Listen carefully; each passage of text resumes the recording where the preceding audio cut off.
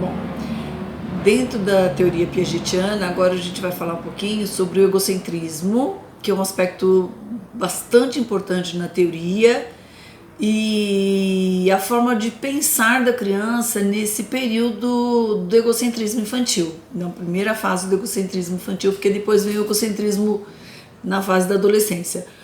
O egocentrismo é uma forma de pensar da criança na fase pré-operatória do desenvolvimento, no qual ela não admite qualquer ponto de vista diferente do seu. Por que ela não admite? Porque não quer admitir? Não, ela não admite porque ainda não desenvolveu essa capacidade de internalizar o ponto de vista do outro. Ela ainda está desenvolvendo essa capacidade, e é na relação com o outro, na relação com o meio ambiente, no processo de socialização que ela vai desenvolvendo aos poucos, que ela vai aprender a fazer isso. E enquanto isso não ocorre, durante o processo de desenvolvimento disso, ela tem formas específicas de pensar o mundo, ela tem formas específicas de representar o mundo. Estas formas o Piaget nomeou de animismo, artificialismo e finalismo ou realismo. O animismo, ele caracteriza-se pela tendência da criança de dar vida a animais, objetos, astros da natureza, os próprios componentes da natureza em geral. Então, para ela é inconcebível que as coisas não tenham vida como ela conhece o conceito de vida que ela tem. O animismo infantil é uma propensão para imaginar as coisas como vivas e com intenções. Então, para ela, tudo tem uma intenção. No início do pensamento infantil, todo objeto para ela, todo objeto realiza uma atividade. Por exemplo, uma lâmpada não é uma pessoa que acende, a lâmpada se acende sozinha, né? O forno se esquenta sozinho. Ela não percebe essa ação humana de alguém ligando, de alguém esquentando, de alguém apertando um botão. Para ela, o forno que se esquenta sozinho até ela desenvolver a percepção dessa relação do homem com o objeto.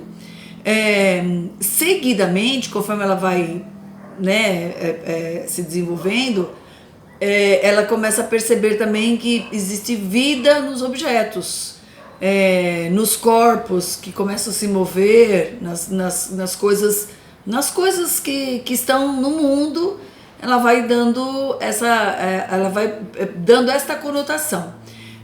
Piaget salienta ainda que essa vida dada às coisas e dotada de consciência, e não é de uma consciência idêntica ao dos homens, não é uma consciência idêntica dos homens, mas tem um mínimo de saber e de intencionalidade. Então, ela, por exemplo, a criança brincando, ela conversa com um lápis, com a ambulância, que às vezes a gente também, adulto, também faz isso, só que nós fazemos sabendo, né? A gente faz assim para um lápis. Fica aqui, seu bobo, por que você está querendo cair? A criança não, ela conversa com a caneta que fica rolando, pensando que a caneta vai obedecê-las, né? Pensando que a caneta vai cumprir a sua ordem. São exemplos de animismo. A criança dizer que se a gente cortar ou queimar uma árvore, ela vai sentir dor.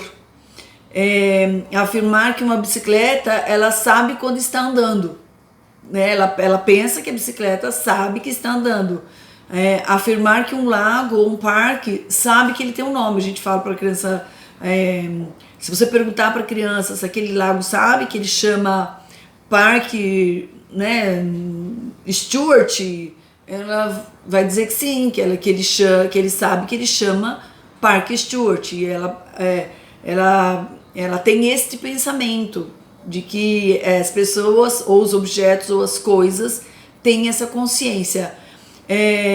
Quando ela faz um desenho, por exemplo, ela faz um solzinho, ela coloca um solzinho sorrindo, né? Como se o solzinho, quando ela desenha o papai e a mamãe, ela desenha o papai e a mamãe sorrindo.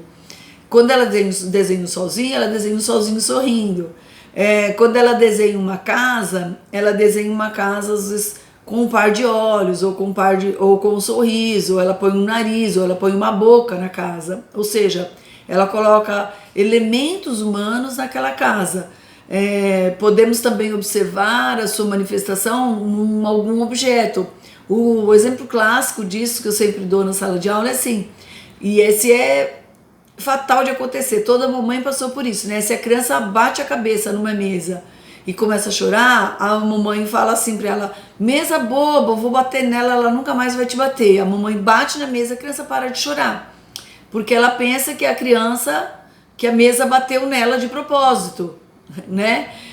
Assim, o animismo ele resulta de uma assimilação que a gente falou na parte 2, das coisas da própria atividade. Então, como aquela mesa bateu nela, né? Na verdade, ela bateu na mesa, então ela, na consciência dela, ela pensa que a mesa se colocou no lugar para bater nela. Segundo a autora Freitas, em 2012, o animismo denota uma confusão entre aquilo que é o físico, né, que está externo à criança, e o psiquismo dela, porque ela ainda está desenvolvendo esse psiquismo, esse psicológico dela. Ela ainda não tem isso separado, tão bem separado, a subjetividade e a objetividade do mundo, a subjetividade dela e a objetividade do mundo. Ela ainda está desenvolvendo essa subjetividade dela e também está desenvolvendo a objetividade do mundo, essa forma de pensar o mundo de uma forma mais objetiva. Uma outra característica que surge do pensamento egocêntrico é o que o Piaget chamou de realismo. É a fase caracterizada pela tendência que a criança tem de direcionar eventos a partir da existência dela. Então, para ela, o mundo todo é do jeito que é real para ela. Ou seja, os objetos, as pessoas existentes em determinadas situações têm a finalidade de servi-la. Tem que ser do jeito que ela entende que seja, não é de outro jeito. O Piaget explica que a criança pressupõe que o pensamento está ligado ao objeto. O pensamento, o que a gente pensa, está ligado ao objeto. Que os nomes estão ligados às coisas nomeadas, que os sonhos são exteriores ao sonhador. Então, aquela história dela achar que só tem uma pessoa com um determinado nome no mundo, né? Que só tem uma pessoa só tem uma mamãe no mundo chamada Eliane, não pode existir outra mamãe no mundo, até que ela entra na escola e descobre que a mamãe do coleguinha chama Eliane. Ela começa a descobrir que não, que isso não é realidade. A realidade é que existem outras mamães chamadas Elianes, né, que não é só dela. O realismo dela consiste numa tendência que é espontânea dela, é uma coisa que acontece naturalmente, a confusão de signo, né, daquilo que o objeto representa, né, com o seu significado, o interior e o exterior, o físico e o psíquico, ainda isso tudo é muito confuso para ela. Lembrando que signo é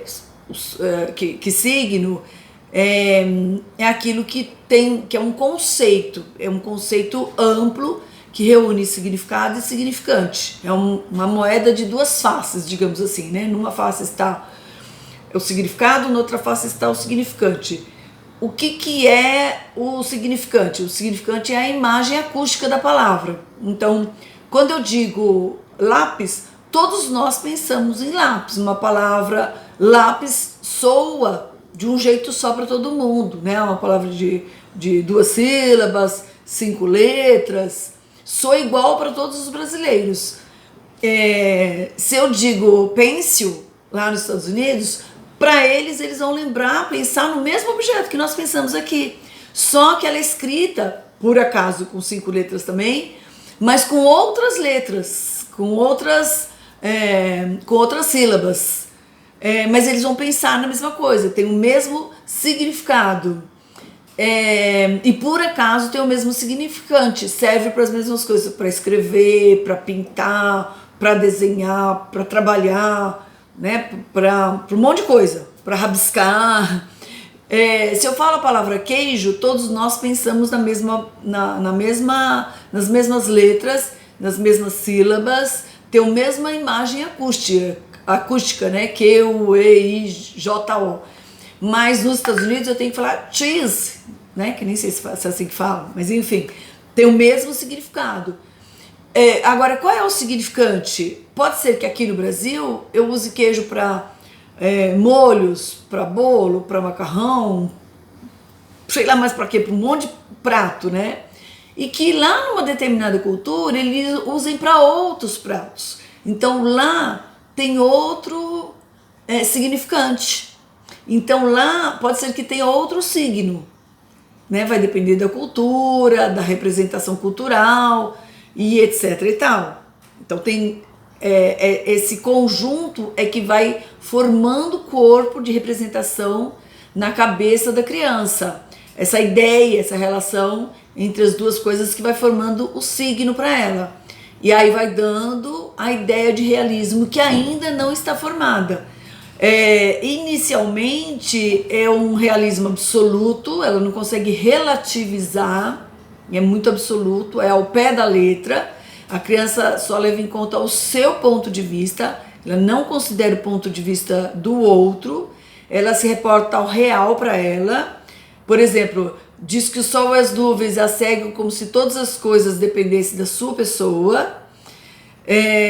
Assim, o realismo é uma confusão entre o pensamento e as coisas, entre o ego e o mundo exterior, devido ao fenômeno social, aquilo que acontece dentro dela e aquilo que acontece no exterior dela.